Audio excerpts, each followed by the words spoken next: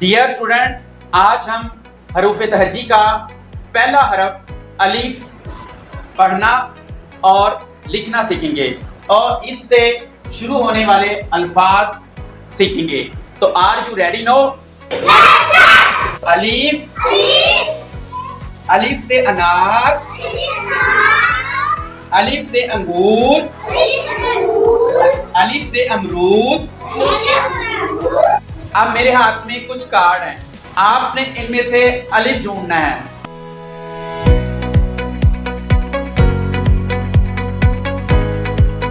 मेरे हाथ में कुछ बॉक्स हैं, आपने इनमें से अलीफ ढूंढना है। अहमद बेटा, इसमें अलीफ कहाँ लिखा हुआ है? अलीफ।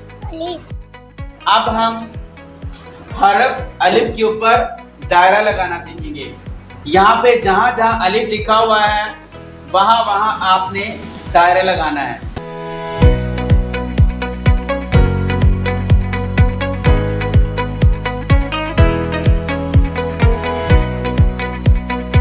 यहाँ पे व्हाइट बोर्ड पड़े हुए हैं, इसके ऊपर आपने अलीफ लिखना है। इसके अलावा मेरे हाथ में कुछ पेपर हैं, इसके ऊपर अमरूद की तस्वीर बनी हुई है, यहाँ पे अनार की तस्वीर बनी हुई है। इसमें आपने कलर भरना है। Are you ready no?